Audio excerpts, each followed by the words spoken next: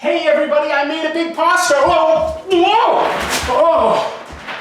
Oh, hi! You caught me making a big mess. Speaking of a mess, let's talk about a crazy Golden Age comic. Comic tropes.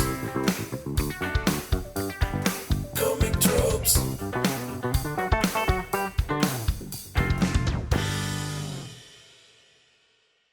Hello, welcome to Comic Tropes. I'm your host, Chris. Today, I want to talk about a Golden Age superhero whose stories were absolutely bonkers. I'm talking about the Blue Beetle. He's been around since 1939, really a very early superhero. He was created by artist Charles Wachowski, and who wrote him? Well, that's sort of lost to time. There weren't credits in comics at the time, so sometimes identifying writers is a lot harder. The speculation is that it was probably written by the great Will Eisner, because he wrote a lot of comics for Fox Comics at the time. He went on to create the Spirit. And if you look at the Blue Beetle's stories, they are just crazy, and at the same time, they were pretty popular initially. In fact, in 1940, he started having a comic strip version of his stories in the newspapers, and that was actually illustrated by Jack Kirby, the great Jack Kirby, who was brand new to comics at the time. I'll get into this crazy story, but let me fill you in on just a little bit of background about the Blue Beetle before we move forward. The original Blue Beetle was named Dan Garrett, and his father was a policeman killed by a criminal. So Dan also became a police officer and fought extra crime as the Blue Beetle. He originally had no powers, but by issue 13 of Mystery Men Comics, where he had debuted in issue 1, he wore a bulletproof chainmail suit, and he took the drug Vitamin 2X, which made him stronger and faster. Both editions were developed by his local pharmacist, Dr. Franz. His supporting cast included his police officer partner, Mike Manigan, the beautiful reporter, Joan Mason, and eventually a sidekick named Sparkington. During World War II, Dan got sent on secret missions and started to gain superpowers like flight and X-ray vision. By the late 1940s, superheroes weren't as popular, and those superpowers were long gone. Blue Beetle stories returned to him being a cop and solving grisly murders. Blue Beetle was purchased by Charlton Comics in the mid-50s, and in 1966, they revamped Blue Beetle. They added a T to Dan Garrett's name and made him an archaeologist. His student, Ted Kord, was introduced and ended up being the new Blue Beetle. DC Comics bought the character in 1983, and the Ted Kord version of Blue Beetle joined their superhero universe in the 1986 story Crisis on Infinite Earths. In 2006, DC introduced a third Blue Beetle, Jaime Reyes. I don't know if that's pronounced Jaime or Jamie. Sorry, I haven't read many of his stories, so I could be wrong on that one. But more importantly, I want to talk about Dan Garrett, and technically, I said that there were 3 versions, but really there are 4 versions of Blue Beetle because there are 2 different versions of the Dan Garrett Blue Beetle.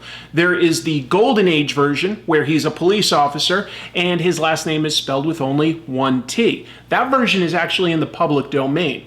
Blue Beetle, the name, is trademarked by DC Comics, but the original Dan Garrett stories and that character, that's in the public domain. And then in the Silver Age, he became Dan Garrett with 2 T's, and he was an archaeology professor. So technically there's 2 different versions, but the version I want to talk to you about is the Dan Garrett from the Golden Age and his absolutely bonkers story from Mystery Men Comics number 16. And in that story, Blue Beetle tries to handle big dicks.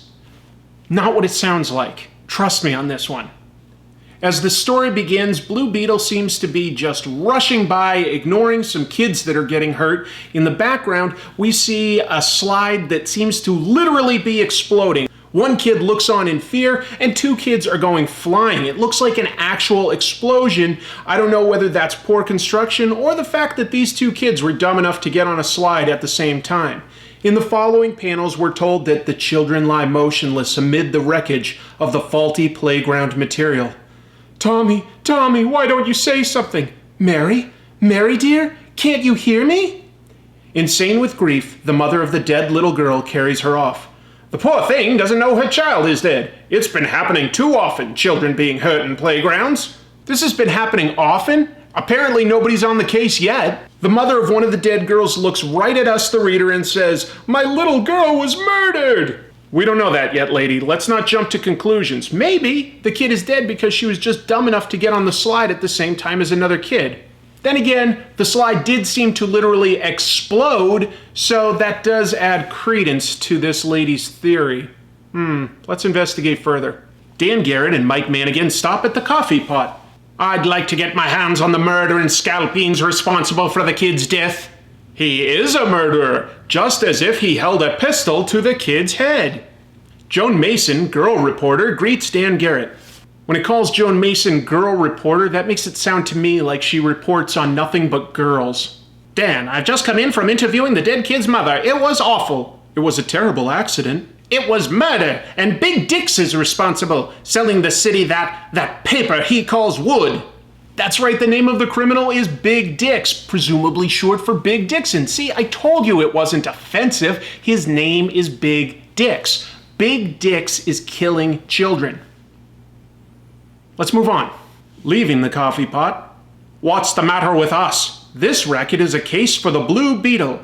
That reads terribly. This is just a case of bad lettering. It's supposed to read from right to left for just this panel. We're supposed to read Jones saying, oh, this is a case for the Blue Beetle, and Mike Mannigan going, hey, oh, my pride's hurt. What's the matter with us? But it doesn't read that way. It says, what's the matter with us? Just blurts that out of nowhere. Dan Garrett becomes aware that they are being followed, probably because these criminals are 2 inches behind them. You both are brave, but after all, there is only one Blue Beetle.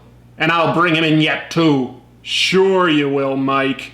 I've only just met Dan Garrett, but I'm starting to suspect he's a jerk. His partner is like, we'll bring in the Blue Beetle. And he's like, yeah, sure you will.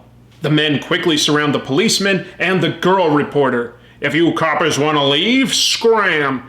Big Dix's gunmen.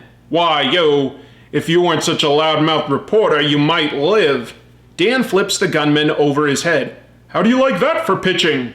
When it comes to keeping a secret identity that you're a superhero, probably picking a man up over your head and throwing him into other men, it's probably not the best way to keep your secret identity under wraps. Then again, why does Dan Garrett feel the need to have a secret identity? Why not just be some sort of super cop? Jackie Chan has done it. Riggs and Murtaugh are super cops. I don't know. There's tons of super cops out there. Just be a super cop. I'll plug you for ow! You all cry too much. How do you like these bracelets? What a story! Not as good as the Blue Beetle, but I want to just read the story to you, but every panel in this story is crazy. We've got Dan Garrett two-fisting some pistols, shooting one out of the air, and when the Joan Mason character says, this is a great story, he's like, well, it's not as great as the Blue Beetle. I'll be taking these birds to the station house, Dan. My city editor will just eat up this story. Big Dix's been arrested. I'll see you later. I have some business to attend to. Nice work, Dan. Too bad you aren't the Blue Beetle to capture Big Dix himself. You can't have everything. Joan points out that it's too bad that Dan isn't the Blue Beetle. It's ironic, don't you think? Dan Garrett happily walks down an alleyway shouting to no one in particular, Big Dix must be brought to justice. You can tell he's yelling it because there's an exclamation point. So he's just walking down an alleyway going, Big Dix must be brought to justice. I'm a police officer. Dan watches his friend Dr. Franz through the window of the laboratory in the back of the drugstore. Dan enters the room silently. You startled me, my boy. You drifted in like the wind. I didn't want anyone to see me, so I came in through the window. He's a liar, he creeps around and scares his friend. Dan Garrett's a little bit of a jerk. Dan prepares to change into the costume of the Blue Beetle. So you see, I must get Big Dix. We, the reader, can see Big Dix is spelled D-I-X. We know that it's a name.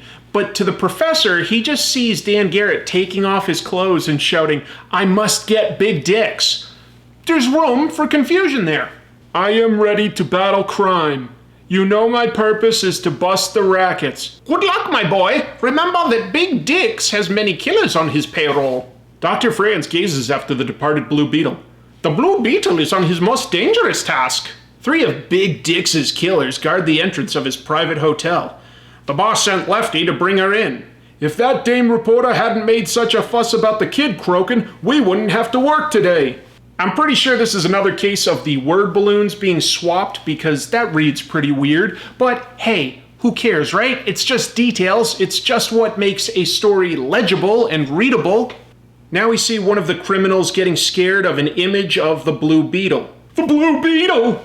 This is something the Blue Beetle liked to do a lot. He liked to scare his enemies by somehow projecting an image of a Blue Beetle, but I cannot tell how he's doing this. It's just appearing right in front of the guy's face. Like, what is that? What is that? Is that a hologram back in the 1940s? This makes no sense. I cannot figure out what that is. Is it just hanging from a string? Doesn't indicate that. It looks like it's shining, maybe. I don't even know. I don't think that the artist knew. I don't think the artist cared. The Blue Beetle makes a surprise attack on a motorcycle. It's a cinch to plug him. Cut him down. Bloodthirsty fellows, aren't you? I'll get you for this, Blue Beetle. Out of my way. Attempted vehicular manslaughter. Blue Beetle's going to jail as soon as Mike Mannigan catches him. Mike Mannigan will never catch him. A lightning on his feet, the Blue Beetle wheels to the other gunmen. Yes, with my bulletproof armor on. Can't I stop ya? This lettering situation is bonkers. You would never guess, this random panel, I'm just going to read right to left. I'm just going to give that a shot and see if that works. You're always going to read it out of order. It's always going to start for you reading, yes, with my bulletproof armor on. That is no way to move a story forward. The killer draws a hatchet on the Blue Beetle. This'll get you. Ugh! Apparently, he also had time to swap his suit from an orange suit to a green suit, so I don't know how fast the Blue Beetle actually is. Don't be cut up about it, pow, and he punches the criminal through a plate glass window, presumably cutting some arteries and killing him. The Blue Beetle leaps through in pursuit.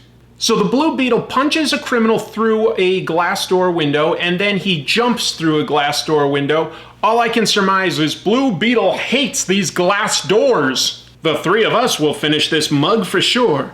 You boys don't care how many bullets you waste. Your aim's improving. Hey, why don't you stay put? Got to make a contact. Ow, how do you like the merry-go-round? Go say hello to your friend. Strike! There are plenty of superheroes out there. There's characters like Spider-Man or Buffy the Vampire Slayer that love to do a good pun while beating up their enemies. That's awesome. Dan Garrett's jokes, not so strong. My best guess, he's illegitimately fathered a child somewhere out there because he seems to be making dad jokes. Try and duck this. Thanks for the warning. Like lightning, the Blue Beetle's hands shoot up. You won't stay there long, don't worry. You won't be up there long. I guess he really thought that joke was extra good because he'd tell it twice in a row to the same guy. You're not going to be up there that long. You won't be up there that long. Just like a flower. That one's not even a joke. Just like a flower? He could have at least said something like, I'm going to plant you here, or make like a tree and leaf. Something like that. Something. Instead, he just says, just like a flower. Not even a joke. Not even a joke, Blue Beetle. Big dicks. You've got to pay for your crimes, big dicks. So, it's the Blue Beetle. As long as I have to pay, why not to you, Blue Beetle? That's a lot of money. You're smart. Let's make a deal. 100 grand and you'll lay off. What do you say, Blue Beetle? It'll all be yours.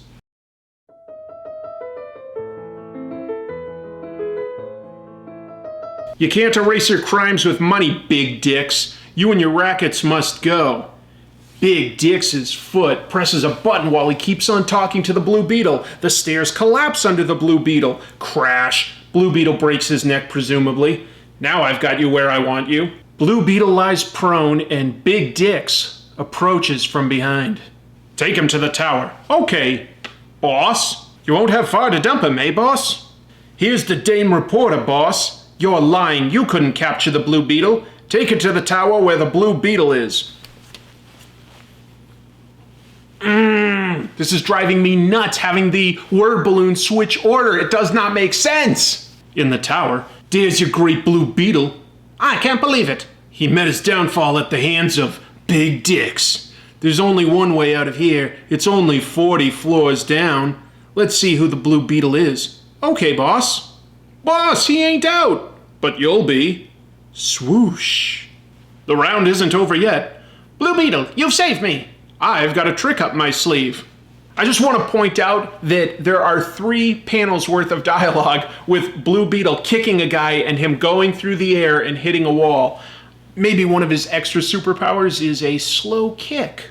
How do you like the taste of that? Big Dicks locks them in. They'll find you here after the gas clears away. Dead.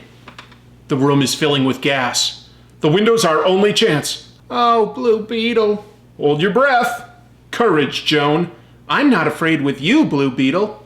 I haven't really been picking on the artwork. It isn't great, but it also isn't terrible. I will say that the perspective on this building and Blue Beetle climbing out of it, it's pretty bad. I mean, it looks like he's 3 stories tall. Like, he's just leaning across all these different glass windows. How big is Blue Beetle supposed to be here? I'm holding my breath. Well, Joan, 1, you don't need to anymore because you're no longer in the gas-filled room, and 2, you're obviously not holding your breath if you're talking. Are you all right, child? Thanks to the Blue Beetle. Now for Big Dicks. It's not small. No, no, no. I'm starting to think that Blue Beetle might want something other than justice today. Whoever makes a move gets riddled, but first, to even a score with the Blue Beetle, say your prayers, Blue Beetle. Sometimes you watch my feet instead of my hands, Big Dicks. See that you get a good shot, boys. Bam! Who saw the Blue Beetle? Everyone, but he disappeared like he always does. Hey, Big Dicks, next time just pull the trigger instead of saying, say your prayers. I see you approaching. I know you're about to kick me, but say your prayers. I'm gonna kill you pretty soon. Oh, you kicked the gun out of my hand. What? Who saw that one coming? The Blue Beetle returns to his beat after becoming Dan Garrett again. Just a few seconds more and I would have had the Blue Beetle. Too bad. That's patronizing. I know there's only 1 Big Dicks, but Blue Beetle, he's a big something else. I'm really not sure that building bad playground equipment even requires the help of a superhero. That actually seems like something the police were entirely capable of solving themselves. They could have easily had a warrant, and Mike and Dan could have simply arrested Big Dicks at like a restaurant or something like that. This seems so unnecessary to become a superhero and get into all this trouble over. Oh well, his stories were pretty weird. I love Golden Age comics. They don't make a lot of sense. I think that the artist and writer would literally make things up page to page. I don't think any of it was really planned out. If it was, they probably would not have named their bad guy Big Dicks. But hey, that's just my opinion. Anyway, that'll do it for this week. And before we leave, let's take a look at some fun fan art that came in for this channel. I also want to say a happy belated birthday to my patron supporter, Keith Stoll. Keith, your daughter asked if I would pass that on, and I said, yeah, that's totally doable. You've been a supporter of this channel for a long time, so I hope you really had a good one. Taking a look at this week's fan art, Seth Leoric made a riff on my recent Cerebus review by sending in art featuring Infotron in a very different type of high society. Jason A. sent in a picture of me saving the internet, or as I call it, Tuesday. You can see more of Jason's artwork at his Instagram account there. Meanest Sambanis from Greece sent in a cover of Sabrina the Teenage Witch with her cat Salem reminding her to watch my show. Good advice, Salem. Uatu the Watcher would like this what-if scenario. Craig Gibson imagines a gachapon machine has me as a prize. Tyler Garcia imagines me going up against Zorro. I guarantee you that that is a one-page story where I just get stabbed. Grimlock imagines me as a character from the Sandman comics. I would guess my endless family name would be Dunce. A viewer going by the screen name DeReverend sent in this cool illustration where I'm the comic trooper going up against a doppelganger of Infotron called the Infospawn. Dex Moore from Greece created a cool piece of artwork featuring me snapping the Infinity Gauntlet. You can see more of Dex's comic strips at his website. There's a good chance that Mark Badeau is a dad because he made the ultimate dad pun here. I'm playing chess and thinking, gotcha, pawn. I'm always happy to feature your artwork on my channel as long as it has something to do with comic tropes. If you'd like to have it featured, just send it in to this email address, comictropes@gmail.com. I'll feature it. If you have like a website or social media, you can include that as well. And then one thing I like to do is I assign a number to everyone that sent in artwork I drop it in this bag, shuffle it up, I draw a winner, and I give them a gachapon prize that I picked up in Japan. The gachapon machine here, I said that kind of weird, but yeah, gachapon machine was donated to us by Lunar Shine Store, so be sure to check them out. Looks like the winner this week is number 3. Number 3 was Minas Sambanis from Greece. So I need to get your contact information, and let's see what you won here. All right, it's a big one. Let's see. Oh, it's a big one, but I can handle it. All right, we've got a little gachapon inside of a bigger one. This is very dark black, so I'm looking at it closely to see if I can figure out what it is. It's really hard to see in there. Yeah, even if I showed this to the camera, I don't think anything would show up. All I can imagine is it's some sort of weird monster. I really just can't tell, but whatever. I'm happy to send that your way. Congratulations, Minas, for that. Let's see, what else? Any other housekeeping? Nothing big, but I realized that I've been doing this show now for 3 years. That just snuck up on me. It does not seem like it's been that long, but it has been. It's been 3 years, and I've decided that I want to do something sort of different and fun for an anniversary episode. So I'm going to be reviewing, or really at least just reading, a comic book that I made when I was 10 years old. I found a 60-page comic that I made when I was 10 years old. It's not very good at all, I promise, but that's hopefully part of the fun. So that's something that's coming up very soon.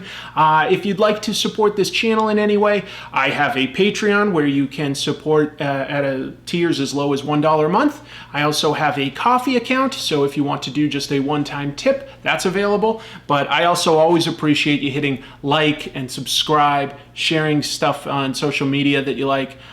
So I really do appreciate that. And this was a fun one to do. It's a little lighter than some of my other episodes, but last week's Cerebus episode took me a lot of hours, and I needed to do something a little light in between future episodes. So hopefully you at least had fun watching this one. And until next time, keep reading comics.